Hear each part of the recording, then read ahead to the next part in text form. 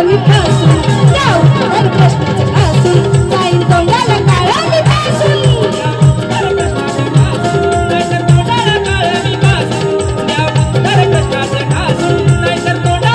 नाही कधीच जमणार नाही तुझ्या पुढं मी जमणार नाही दत्तपुराण या हो वाचून दत्तपुराण या हो वाचून मग होऊ जबारी घासून मग होऊ जबारी घासून